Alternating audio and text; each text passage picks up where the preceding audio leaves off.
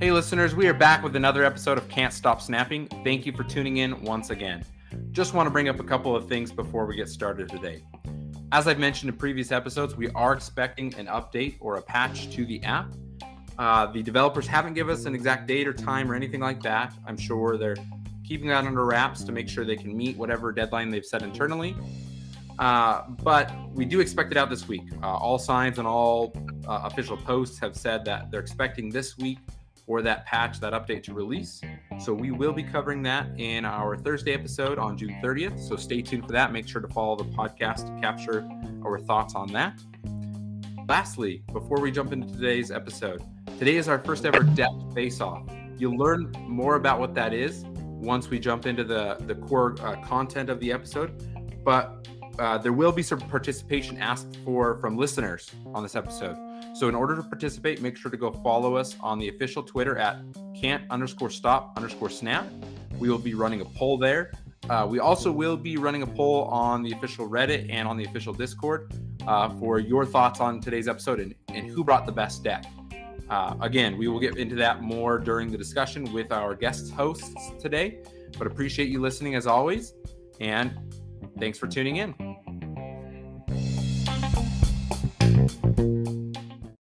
Hey listeners, we are back with another episode of Can't Stop Snapping.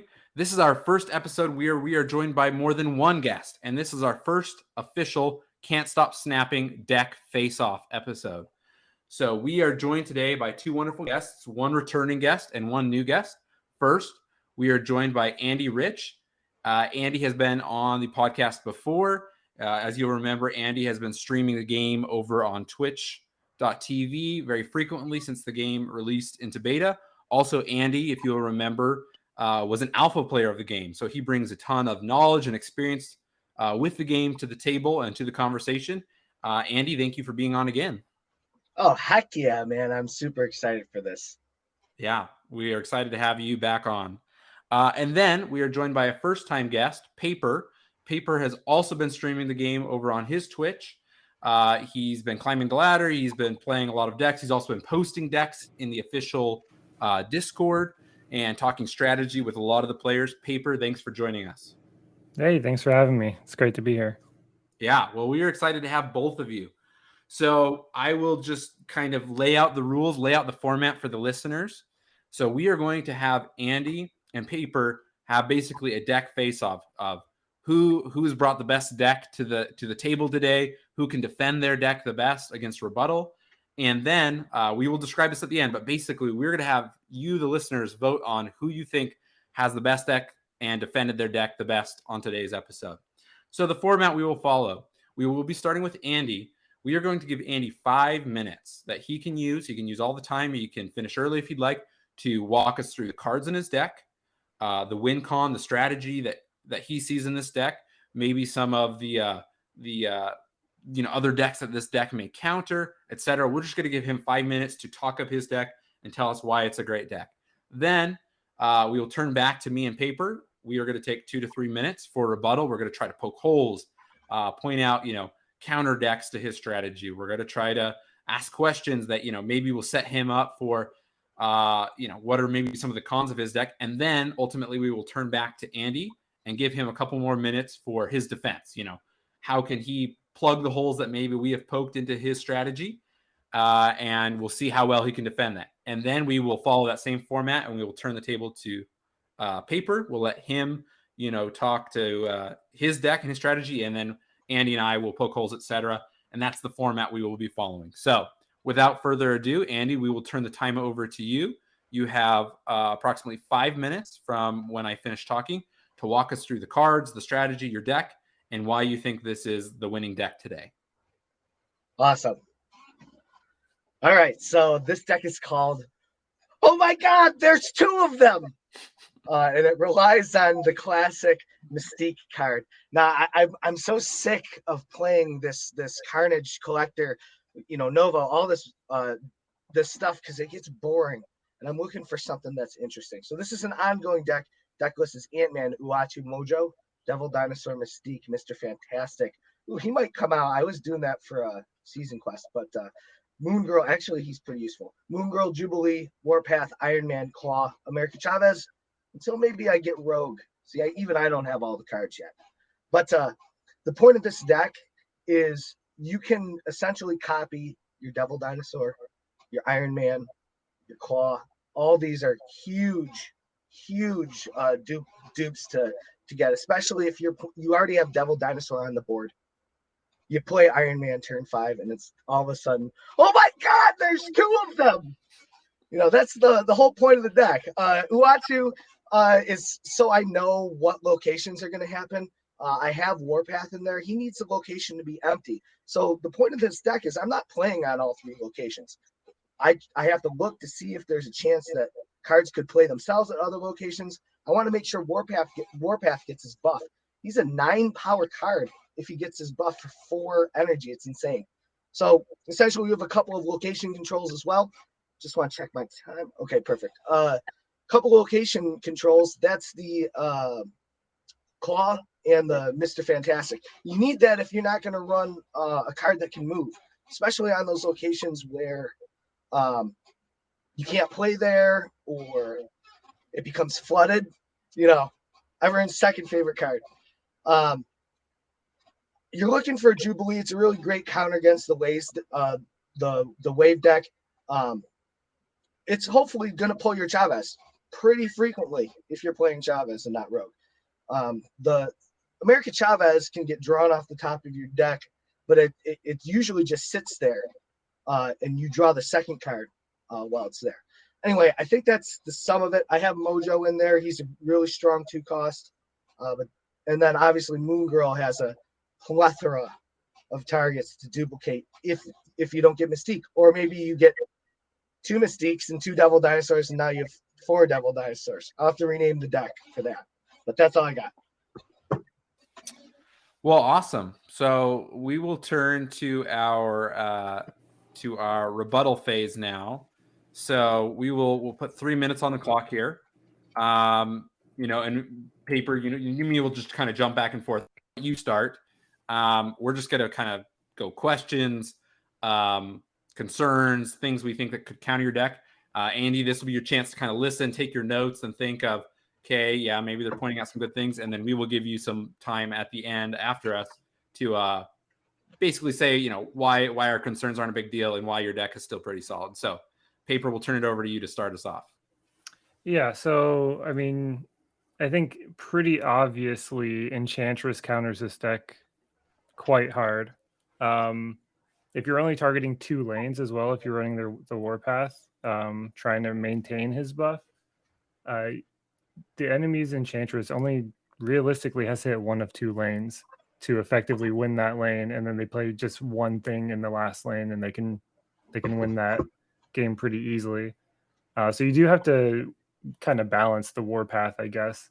Also, Warpath at 9 power, if you're going to keep him on the board, if you play him on turn 4, that's a prime Shang-Chi target. Obviously, Devil Dinosaurs as well, but with the fluctuating hand sizes and stuff, Devil Dinosaur kind of dodges Shang-Chi sometimes. But if you're trying to duplicate Warpath at all with Mystique, then you're going to run into an issue there. But yeah, it's mainly, I guess, if you're only going to play 2 zones with this deck, if you are drawing Warpath consistently, that's kind of where I see the glaring issue, if you're just leaving 1 zone empty. Yeah, I think you point out some good things, Paperr.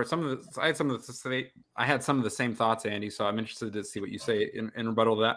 I think obviously you're not going to play Warpath every game, right? So I guess you have that going for you, right? He's not your only win con, right? It sounds like you have some other things you can duplicate, etc. You're trying to play into, kind of have multiple strategies. So I get that. I guess I just wonder, I worry about the pivot ability, right? Because maybe you are playing to those 2 lanes, anticipating maybe using Warpath, right? You don't know, maybe you haven't drawn him yet, or you're not sure if you're going to play him or not. But I just wonder, do you feel confident that you can pivot? Now, maybe you do. Maybe you say, well, I can get a bunch of dinosaurs and flood the board at the end of the game. Maybe not. I don't know. That would be a concern of mine. I agree with the Shang-Chi criticism. I know that's been kind of the bane of my existence. I've been playing Shang-Chi in my decks, but then also when I try to play bigger decks, he's definitely a great counter, right? against my dinosaurs, against I like to play Infinite.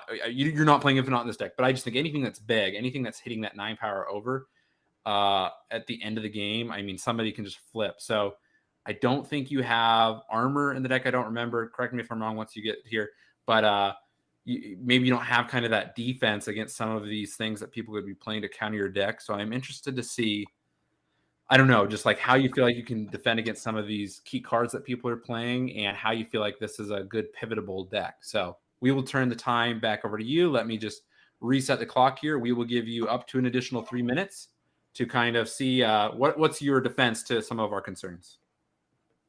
Excellent. So the Enchantress card is an awesome card. But remember, it only applies on the turn that it's played. Early in this comp, if they play Enchantress too early, now it's, you just throw a bigger card in. Warpath isn't really the win con of this deck, though. It's more of the ability to duplicate any one of those 2 cards. You have a high likelihood to draw one of the win conditions and the ability to multiply that. Jubilee is really your option there on turn 4 for Warpath. Jubilee has a higher likelihood to draw America Chavez the longer the turns go on, because remember, you're drawing the top card of your deck, and wherever America Chavez is in that deck, eventually once she gets to the top, you just draw the next card down. So she sits at the top of the deck a lot for this. And what's wrong with Jubilee drawing Iron Man or Devil Dinosaur as well? I also haven't really seen much Enchantress lately. Enchantress doesn't stop Nova, and I've noticed a lot of the meta is revolved around either stopping Nova Carnage or like maybe an interesting wave deck or something around Jubilee. So other big cards trying to beat your big cards. Finally, what was Shang-Chi. He's an interesting card. You have to keep everything below 9. And that's doable with Devil Dinosaur, because remember, you can always hold Moon Girl in hand to the last turn. A lot of this action comes on the last turn because you're never really playing that America Chavez on turn 6. Usually she's already out because of Jubilee. You want to be playing Devil Dinosaur, Moon Girl, something like that. But your cards stay small. So I've actually had a location where I had, I think it was like Mr. Fantastic, Iron Man, and then I had like double Iron Man. Might have not been Mr. Fantastic. I think it was a different card. But it was kind of crazy that turn. So I think the important thing is knowing where you're going to play, knowing if your opponent has one of those counters. Those are really the 2 big counters to this deck. But can you avoid it? I mean, Iron Man is a zero power. Yeah. Yeah. I will say that, at least personally, I've been running Enchantress, Shang-Chi, and Armor in almost all of my decks. I don't know if that's necessarily good, but just the way the current meta is with both Carnage Nova plus Devil Dinosaur, I feel like having one card for each of the problem cards that I run into often. Shang-Chi for the big wave decks, Enchantress for Devil Dinosaurs, and then obviously Armor for Carnage Nova. I feel like those are 3 pretty splashable cards in our decks at this point in the meta. Yeah. Well, Andy, that we did hear the ding. We ate into the last 20 seconds of your time. Is there any last final sentence or statement you'd like to make about this deck? Yeah, I guess I'd say, like, if you were running those 3 cards, and they are brilliant in this meta because they stop a lot of things. You have to remember, you're giving up power to hopefully counter. So if your counters don't go off correctly, it still gives me a way to weasel in a lot with these cards that affect other locations, things like that. But more importantly, am I ever going to run into your deck? I mean, it's like the perfect counter to my deck, but my deck isn't ruling the meta right now. Nobody's playing my deck. That's the biggest difference, is no one is playing that. They're running counters for other shit and playing a couple of cards they've never even seen before. it throws people off. They don't know if they should Enchantress now or later, but the board's pretty full by turn 6. And if they fill a location and they can't put an Enchantress or Shang-Chi there, I mean, that's a sign to just go wild. Yeah. Well, that's a great point, and I think you gave a great defense to some of our biggest concerns. So,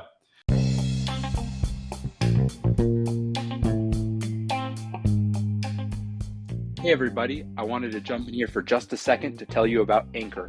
Anchor is a tool that I am using to create this podcast and distribute it on Spotify, Apple Podcasts, and various other podcasting platforms. Anchor is an app you can download for free on the App Store and use to record, edit, add sound effects, etc., and distribute your podcast. I chose to use it because it was very simple to get up and going quickly, and it was free to use. If you have a podcast idea that you've been throwing around in your mind and you'd like to get out there, make sure to download the Anchor app or go to anchor.fm to get started and create your podcast today.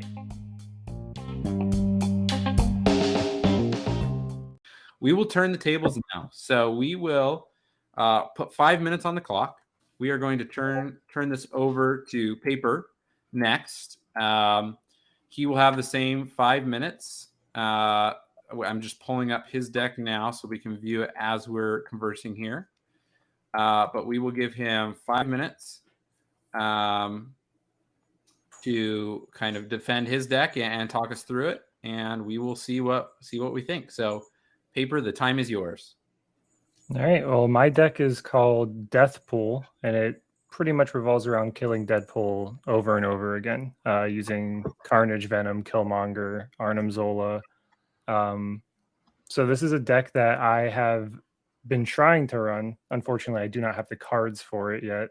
I'm missing a few of these, but the deck runs like this. You have Deadpool, Nova as your 1-drops, Bucky Barnes, Beast, Carnage, and Wolverine as your 2-drops, Venom, Killmonger, and Moon Girl as your 3-drops, Magic as your lone 5-drop, Arnim Zola and Death are your two biggest drops. So the way this deck pretty much works is Deadpool's effect, every time he dies, his power doubles.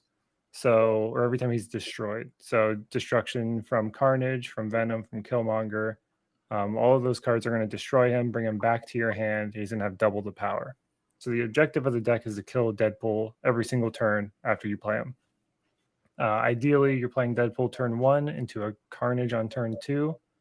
And then Deadpool again into Venom. So that's probably going to be a turn 4 play. And then on turn 5, you can Deadpool Killmonger. And each one of these deaths is going to double him.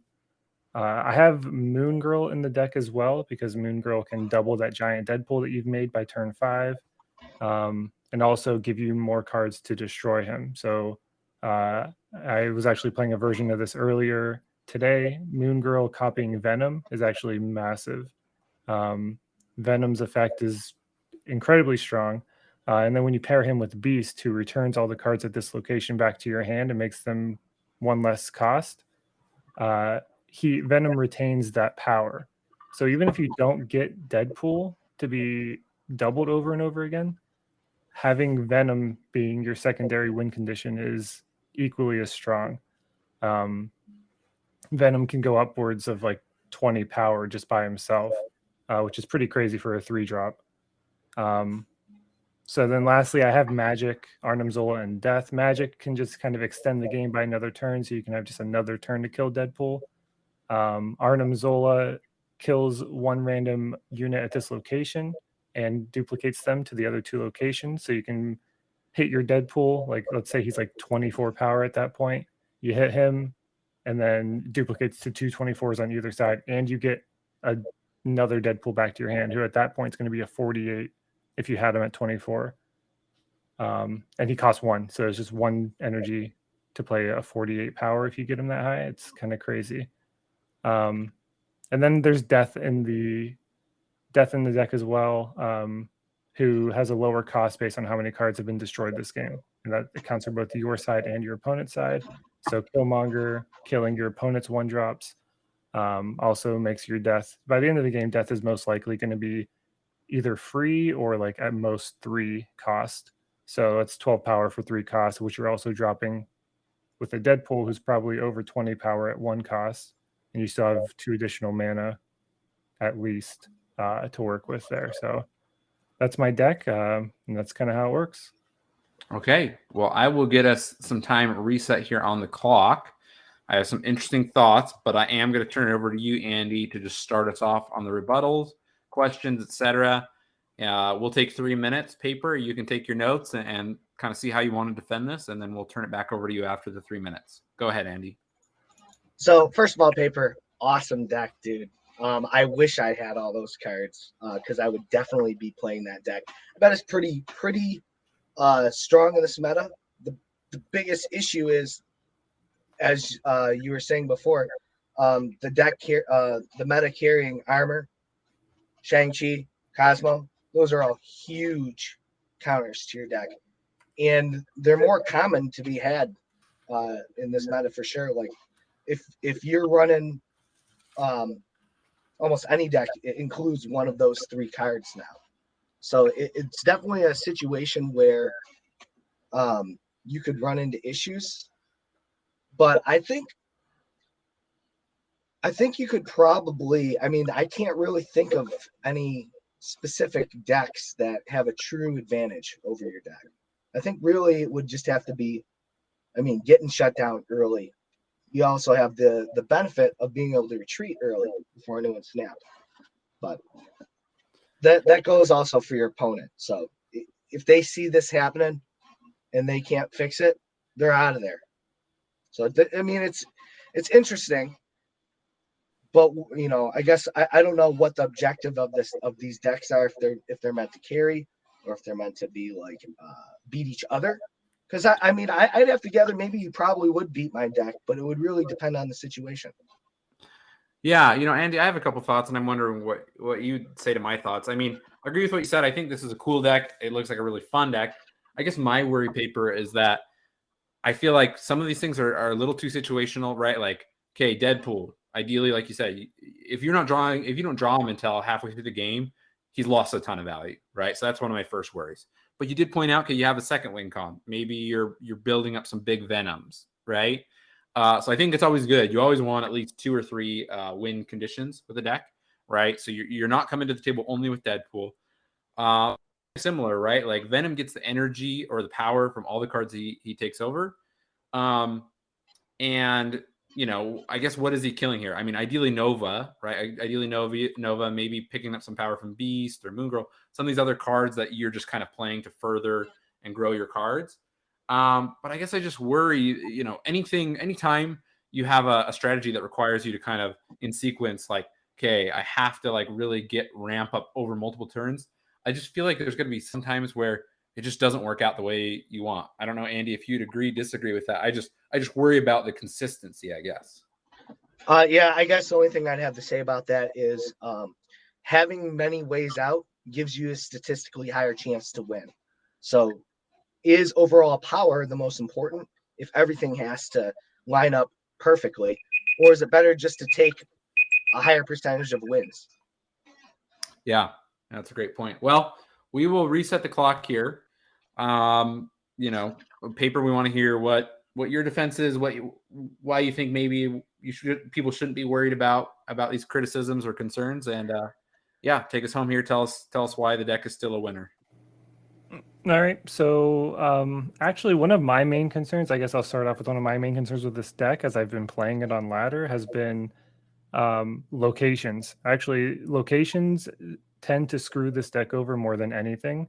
So in my current iteration, I don't have Beast, I don't have Death or Arnim Zola. I think I'm running Scarlet Witch and Magic as my 2 cards that are actually removing locations that harm me. So that's actually a massive problem that I've run into with this deck. The consistency part, it does run into issues if you don't draw Deadpool and you don't draw Venom. That's pretty unlikely, but yeah, it does slow down a bit if you don't have Deadpool in your first 2 turns, maybe. As for Armor and Cosmo, those are 2 definite worries for the deck. Now, it's kind of in the same vein as locations, where if I run into a location that is giving me an issue, you know, maybe we're running into, what is it, Wakanda, where cards can't be destroyed there. It's kind of the same thing. If I don't have Magic or Scarlet Witch in that situation, if I run it, I have to avoid that lane entirely. So there are adjustments I can make to this deck, and mainly I'm thinking Enchantress, but I would need to play this deck a little bit more. In terms of Shang-Chi, Shang-Chi is a problem for Venom. Shang-Chi is not a problem for Deadpool, unless it's the final turn. Because if Shang-Chi kills Deadpool, Deadpool comes right back to my hand even stronger. So it actually benefits me if they kill my Deadpool.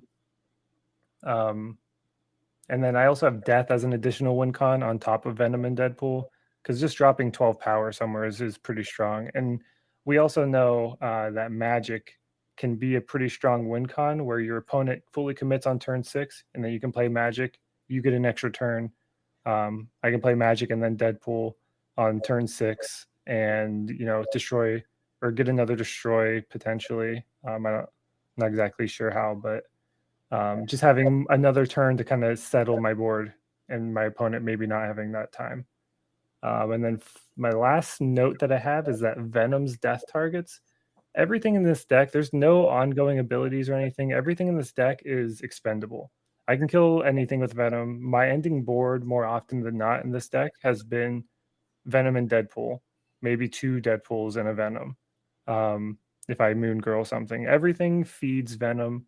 And then Deadpool just keeps coming back over and over. So, like I said, Venom does have the weak point of being targetable by Shang-Chi. But other than that, I feel like this deck could be pretty consistent on ladder. It's just down to whether or not you're lucky enough to draw Deadpool and Venom, which I guess you would get one or the other pretty consistently. Well, that is time. That is a great defense. I think you both did a good job here defending your decks. I think you both brought good decks to the table. Obviously, every deck is going to have weaknesses, and talked about some of the key cards, Enchantress, Armor, etc. Were kind of those pretty obvious counter cards are threats to your deck, but I mean, most decks today they are, right?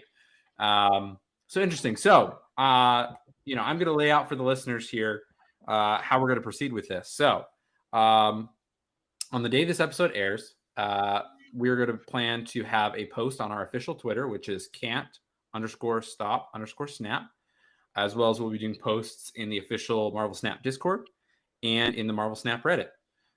We will basically be asking you, the listeners, and any other people that see the posts to kind of upvote or participate in a poll, depending on the platform you're on, to vote which one of these decks is the best. Which one of these decks would you play? Who brought the best deck?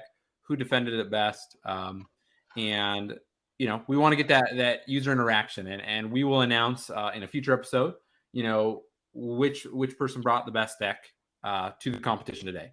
So if you're listening to this, either the day the episode comes out or within the first couple of days, we will run kind of this voting for a couple of days. We'll give people a chance to make sure that they can vote and make their opinion heard here. And then we will announce out of Andy and Paperr who won this first deck face-off. So that's how we will proceed. So make sure to go check that out and make sure to let us know what you think. With that being said, before we close out here, I would just love to just take a couple of minutes and give you each a chance to just give us your impressions. Andy, we've had you on an episode previously, but it has been a couple of weeks. Paperr, this is your first time being on. And this can just be a conversation with all three of us. Maybe we'll just spend 3 to 5 minutes here. I'd just love to hear, now that you guys have had even more weeks with the game, more time, etc. You guys are into pool 3 of cards, etc. What are your impressions? What are your concerns? What are your hopes for the game, etc. Paperr, if you would just want to kick us off your conversation, what are your thoughts about the game? How are you enjoying the game right now?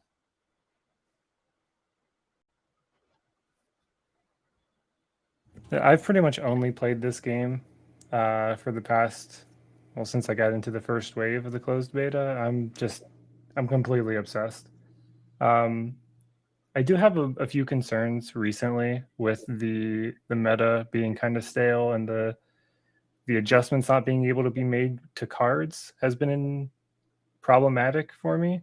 I feel like, they've had this game in an alpha is currently in a beta. They should have the ability to change their cards through patches, but apparently that's been the issue with them not being able to provide a patch up to this point. I think we're a month into the closed beta at this point.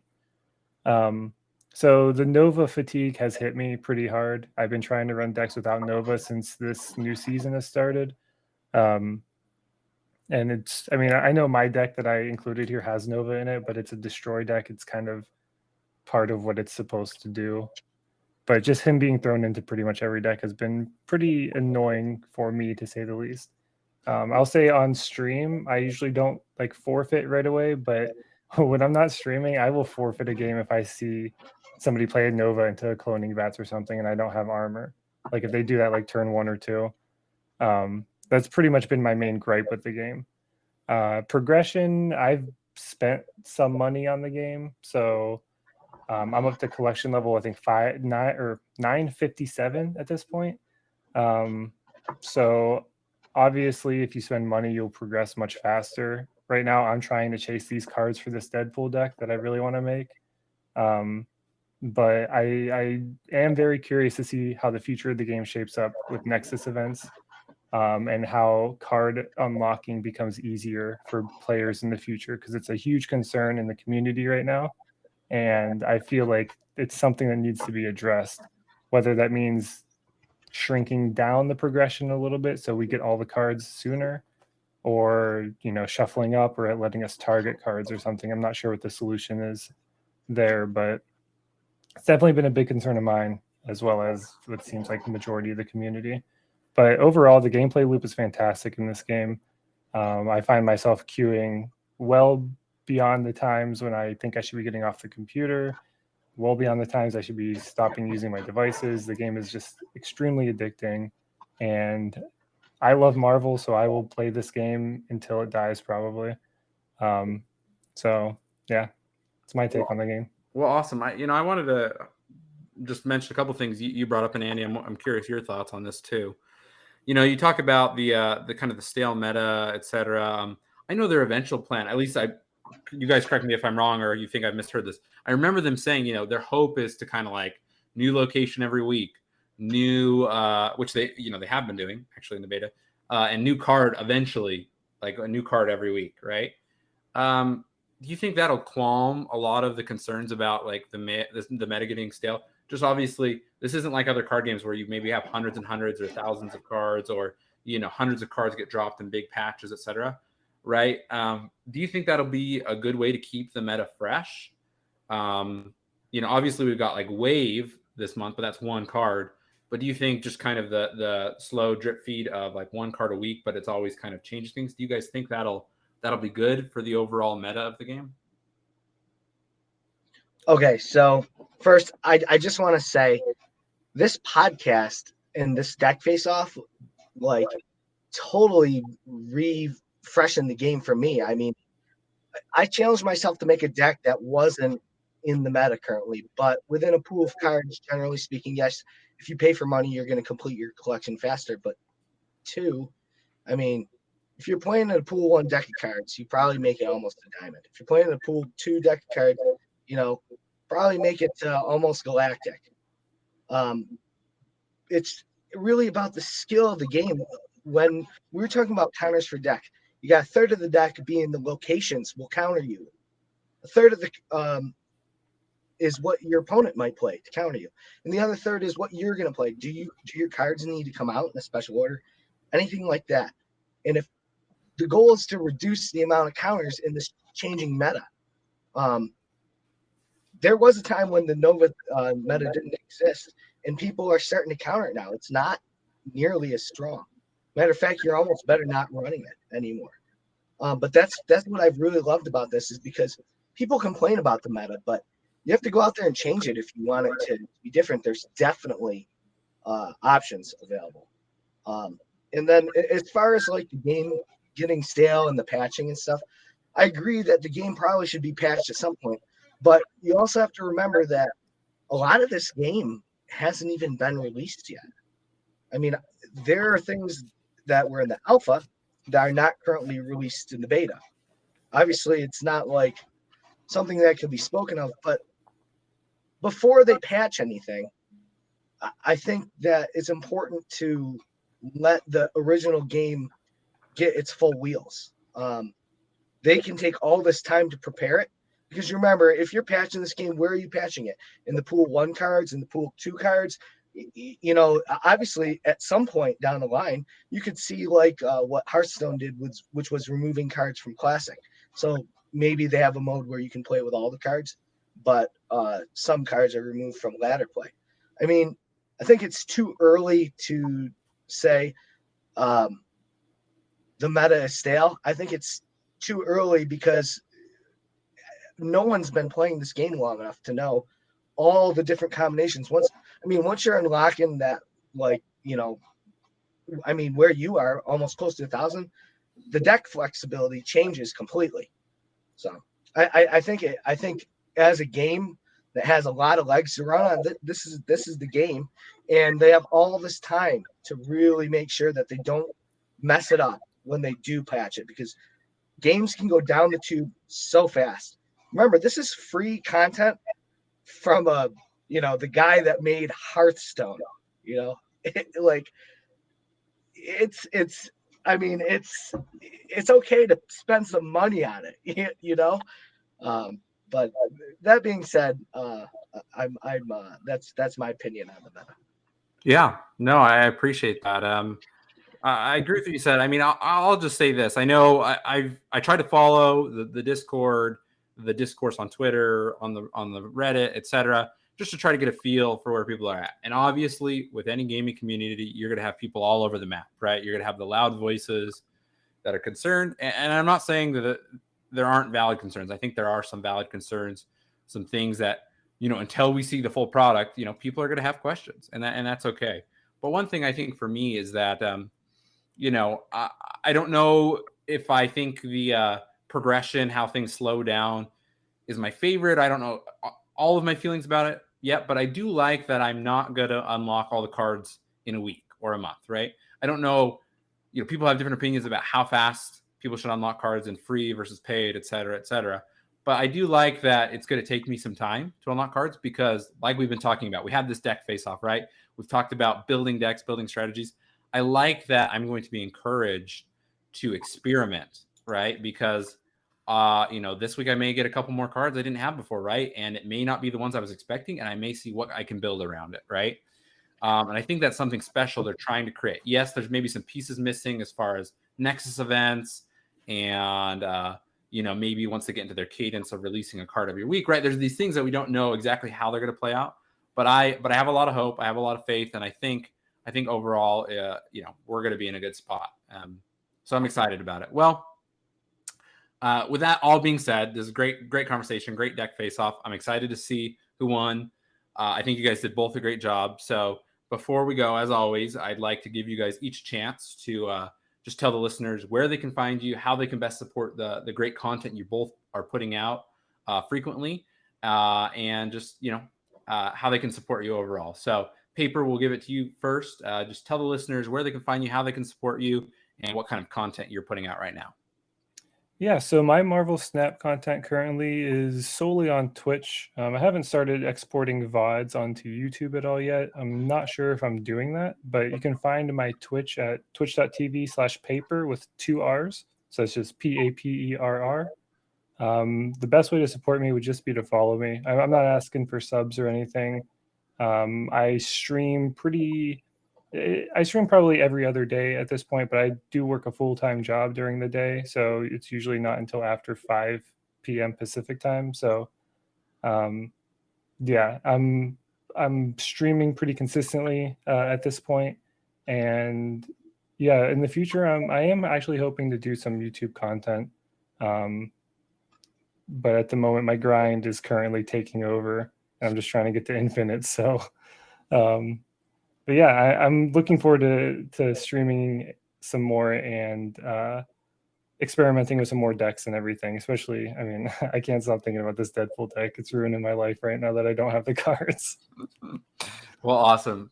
Thank you again for being here, Paperr, and thanks for giving the listeners the information of where they can find you. Andy, let's turn it back over to you. Just tell the listeners where they can find you, how they can support you. Okay, so my usernames, I am AndyRich. You can find me on Twitter and Instagram.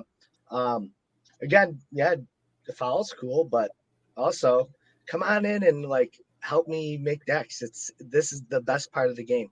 But also Instagram don't update as much, but I post all the films I'm in. So I've got a couple of movies, Amazon Prime coming out, and Disney FX also releasing a couple of indie films. A lot of stuff. If you follow me there, you can find out when I'm doing these things.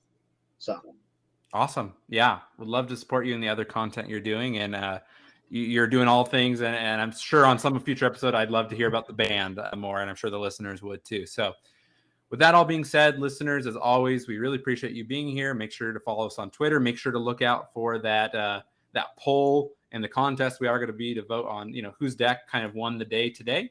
But with that all being said, thanks for tuning in, and make sure to follow the podcast so you don't miss any episode. Thanks.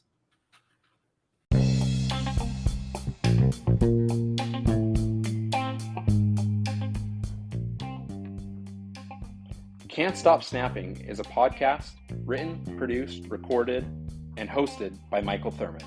Thanks for listening.